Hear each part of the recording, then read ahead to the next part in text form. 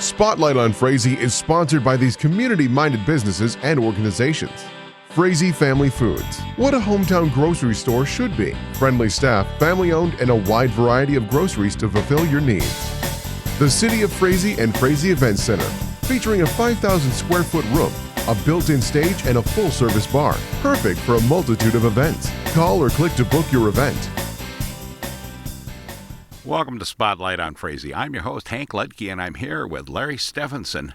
And Larry does so many jobs, but, we call him the street supervisor. He's in charge of all the utilities system in Frazee, the snow plowing, the snow removal, the grass cutting, the taking care of the parks, cutting trees, cleaning sidewalks, cleaning gutters, making sure the sewer plant worked, and now making sure the new City of Frazee water treatment facility works. Hi, Larry. How you doing, Hank? Tremendous. Welcome to Spotlight on Frazee. Well, thank you very much. I guess we're here to talk a little bit about our new water treatment plant.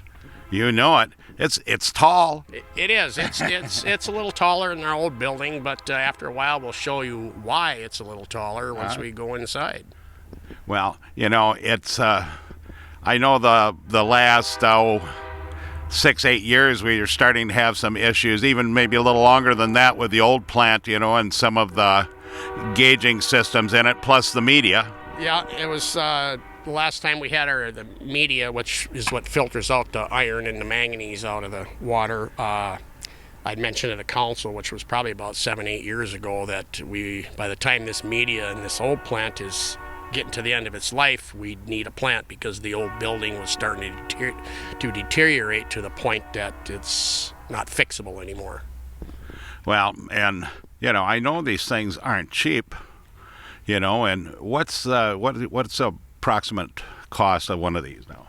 A plant this size for a city of our size and the water that we end up having to treat, this one was right around $3 million.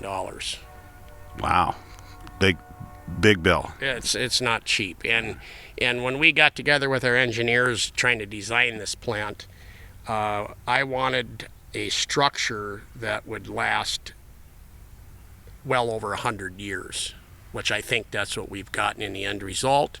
There'll be naturally things with pumps and gauges that need to be fixed, but this structure should be this city should have this for quite some time.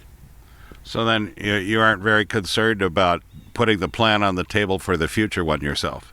No, I probably won't. I'll be lucky if I see the media in this one get to the end of its life. Well, and so right now, roughly how many thousand gallons do we treat a day or a week or month? Any of the our average a day is during the summer months it's quite a bit more because of the lawn watering and stuff, which we've had them cut back a little bit on that this year because of the drought situation that we were in. But our aquifer here seemed to hold its own quite well this summer.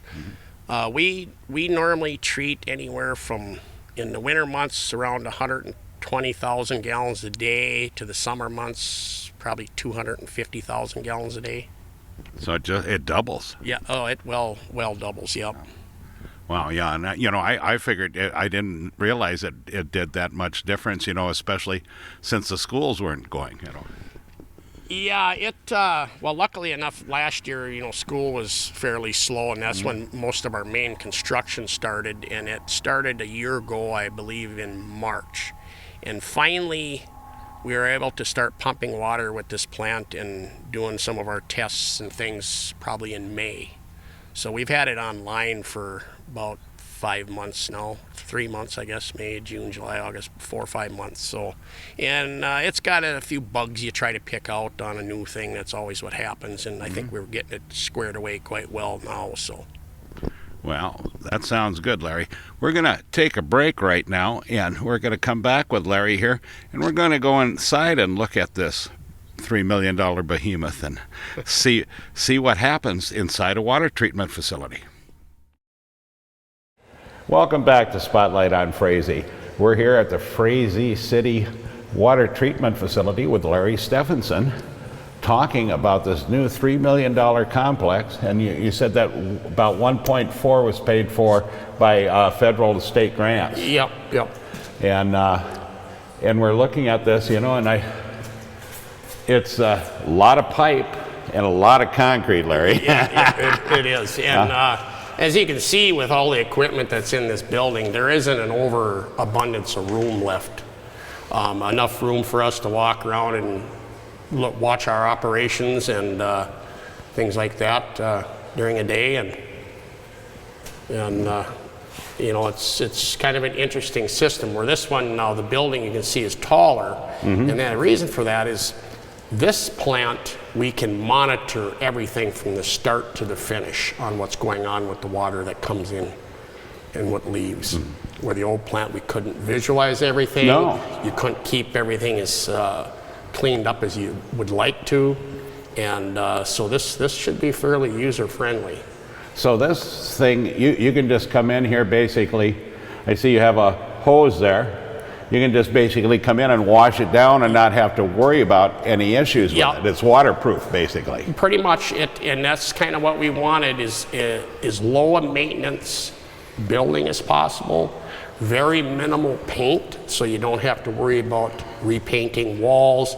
This filter system is 12-inch thick concrete and rebar. Compared to some plants where they're building they're steel tanks. Well, then they got paint on them, and over time you're repainting, and pretty soon the paint falls off. I did not want that because this is what was going on in our old plant. Yeah. So as little of paint as possible. In 100 years, this cement's going to look exactly the same as it does if you wash it. Now, okay, so I look at the different water lines, or these lines up here now. What's blue? That's chlorine. Okay. That symbolizes, or fluoride, I mean. That symbolizes fluoride, and the yellow symbolizes the chlorine that is added to the water, and the purple is a sodium permanganate, and we use that during a backwash, and that helps recharge the media. Okay, so that's what to get your iron out. Yeah, that helps keep the media so it can attract that iron better, and because this has got a little different media in it than our old plant. Basically, the old plant they're kind of designed basically how the earth is. You got rock, and then a couple graduates down in different sands.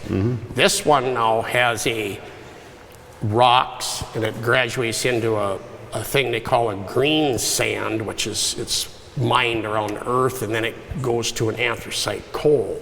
So it's like a coal filter. Or a carbon type filter that you'd have in your refrigerator, in a sense. Okay, and now I see this big airline here. Yep, that gets used when we go to backwash, and we do that after every other day. We have to flush the iron out that the filter has trapped. And what the air does is it goes through an air purge, which then it starts adding our chemical for the cleaning of the media, and the air will sit and bubble it. So it takes less water to clean everything. That'll loosen up all the thing, and then when you start your main blackwash, then it flushes all the iron and things that's caught out of the water. Okay, yeah, so that's totally different than the other one, which was just water only. That just used water. It didn't have the air wash. This is really a nice deal. I mean, it adds a few other pieces of equipment to what you're doing, but it's just a way better operation. Well, it's a nice, clean-looking plant. Yeah, and we hope to be able to keep it that way because it's aluminum, stainless steel, concrete. The only paint you see is what's on some of this ductile iron pipe. And initially, I'd have really loved to have stainless steel, but that would have ran the cost up higher yet. But so basically, that's just kind of what it is. I'll bring you up and we'll kind of show you a little bit of the operations. Now, over here is where the raw water comes in from either one of our two wells, well 6 or well 7. This is what comes out of the ground, and it goes up in this aeration tank.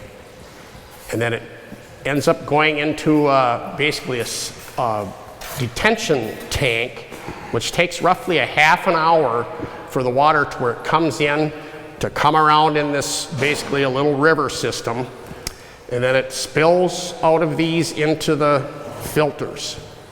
Now down in there is where the rock and the green sand and the anthracite is. And then when the pumps run, it pulls it out of here. And we'll go down and I'll show you some more of that.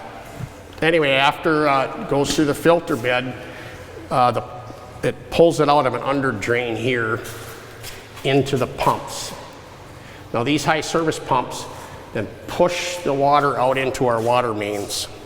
And basically the water tower is what holds the excess water that's being pumped. So then when the plant can shut down, then the town relies on what comes out of that tower until it gets to a point where the pumps start. And it's just a continuous up and down cycle in that fashion. And how big is our water tower? Our water tower holds 300,000 gallons of water. Okay. And a lot of this is run off of computers. You got one computer that talks to another computer that when you set your settings, what you want this to do, it'll do that. And that's probably the only big problems you'll have with this. It's like any computer system, you have trouble with them, you gotta fix. So that's probably the most expensive upgrades we would end up making, is things with this computer. But that's pretty much all the new technology nowadays. Well, Larry, I really appreciate you being on the program and explaining this to us a little bit, you know, and getting to see this. And another thing too, this plant, which our old one we didn't have, if the power is out to the city, we have backup power now that'll run this plant. Great. So the city will never be out of water, or even our wastewater system. If everything works right, if the power went off for a week, we should still be able to give everybody what they're buying. Great. Well, I appreciate you being on the program and letting us know about these things. And with that, people, remember to pet the dog, hug the kids, kiss the wife, and wave at the neighbor. Next person you wave at could be your next best friend. We'll see you next week on Spotlight on Frazee.